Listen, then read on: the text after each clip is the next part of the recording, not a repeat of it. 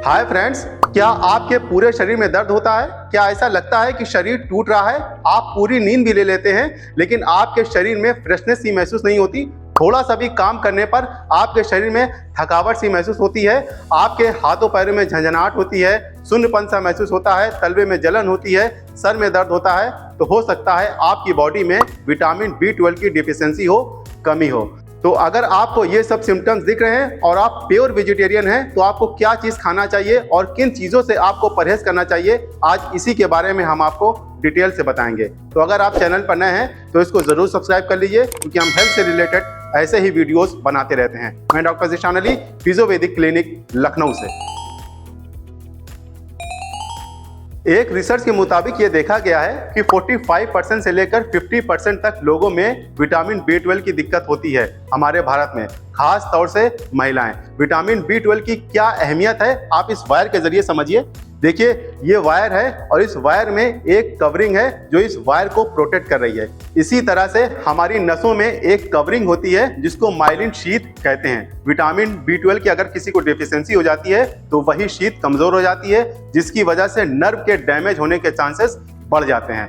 5 important role हमारी body में play करती है विटामिन B12। एक एक करके हम आपको बताते हैं। तो सबसे पहला नंबर आता है हमारा ब्रेन और नर्वस सिस्टम। ये इसके फंक्शन को मेंटेन रखती है, यानी कि हमारे ब्रेन से जो सिग्नल बॉडी के डिफरेंट पार्ट में जा रहे हैं और वहां से जो सिग्नल ब्रेन में जा रहे हैं, ये उसके फंक्शन को स्मूथ करती है। यानी कि अगर किसी को विटामिन B12 की डिफिशियंसी है तो उसके हाथों पैरों में झंझनाहट हो सकती है, सुनपन हो सकता है, तलवे में जलन हो सकती है, उसको न्यूरोपैथी की दिक्कत हो सकती है, यानी कि उसको बैलेंस की प्रॉब्लम हो सकती है। जब भी पेशेंट चलेगा तो उसको बैलेंस नहीं बन पाएगा और वो गिर जाएगा। उसको चिड़चिड़ापन हो सकता है, डिप्रेशन की दिक्कत हो सकती है और उसको मायोपैथी की दिक्कत हो सकती है, यानी कि शरीर में उसकी मांसपेशियां कमजोर हो सकती हैं और उसकी बोन जो है उसकी डेंसिटी भी कम हो सकती है। दूसरा है कॉग्निटिव फंक्शनिंग, यानी कि सोचने, समझने, याद रखने, धैर्य रखने, किसी समस्या को सुलझाने की क्षमता रखता है। यानी कि अगर किसी को विटामिन B12 की डिफिशियंसी है तो उसकी याददाश्त कमजोर हो सकती है और अगर उससे कहा जाए कि वो कोई डिसीजन ले ले तो वो कोई डिसीजन नहीं ले पाता है या समस्याओं को नहीं सुलझा पा सकता है, उसको डिमेंशिया की भी दिक्कत हो सकती है।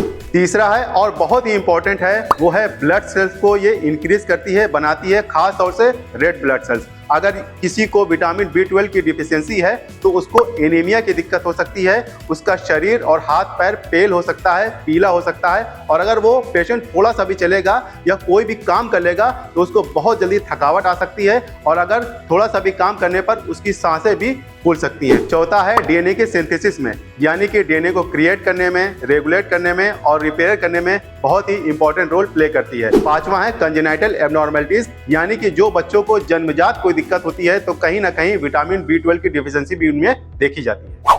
तो ये हो गई विटामिन B12 के फंक्शन और इसकी कमी से आपको क्या क्या लक्षण दिख सकते हैं। अब हम बात करते हैं कि इसमें क्या क्या चीज आपको खाना चाहिए। तो आज मैं आपको शुद्ध शाकाहारी पौष्टिक आहार बताएंगे जिसके जरिए आप विटामिन B12 की कमी को पूरा कर सकते हैं। इसमें सबसे पहला नंबर आता है दूध का, लेकिन दूध में इतनी ज्यादा मिलावट आ रही है कि आप दूध पी रहे हैं, केमिकल पी रहे हैं, पानी पी रहे हैं या यूरिया पी रहे हैं, ये किसी को नहीं मालूम है। तो इसका सबसे बेस्ट ऑप्शन है कि आप फॉर्मेंटेड फूड लीजिए, यानी कि दही, पनीर और छाछ।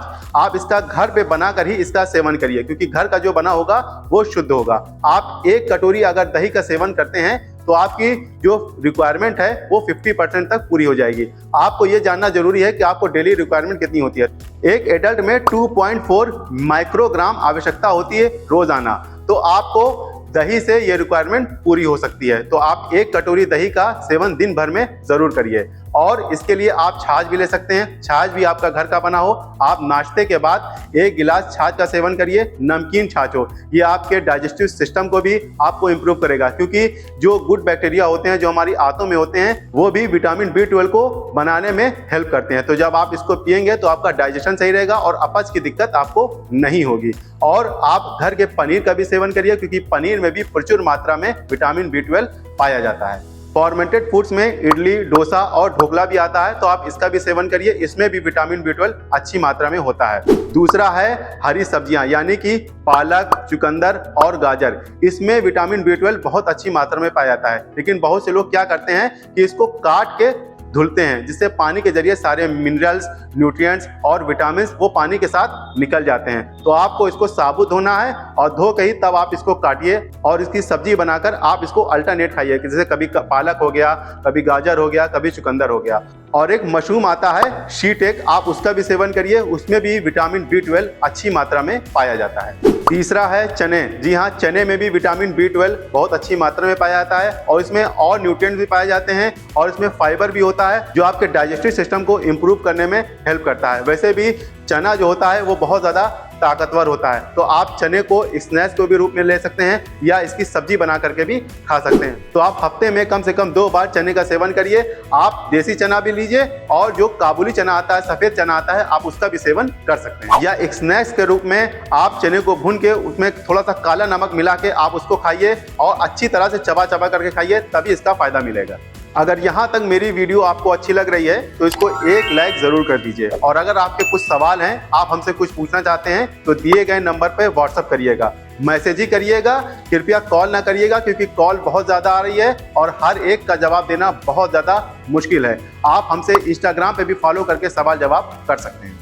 चौथा है व्हीट ग्रास। जी हाँ, व्हीट ग्रास में अच्छी मात्रा में विटामिन B12 पाया जाता है और इसमें टॉक्सिन्स एलिमेंट्स को शरीर के बाहर निकालने में भी ये हेल्प करता है। अगर आपके शरीर में टॉक्सिन्स नहीं रहेंगे तो आप बहुत सारी बीमारियों से बच सकते हैं। ये एक नेचुरल प्रोडक्ट है तो आप इसका इस्तेमाल जरूर करिए। अगर ये फ्रेश मिल जाता है तो बहुत अच्छी बात है, वरना आप इसका पाउडर भी बाजार में मिलता है, आप उसको ले सकते हैं। तो आप 3 चम्मच व्हीट ग्रास के जूस को एक थोड़े से पानी में मिला करके आप उसको खाली पेट सेवन कर सकते हैं। पांचवा है स्प्राउट्स, यानी कि अंकुरित अनाज।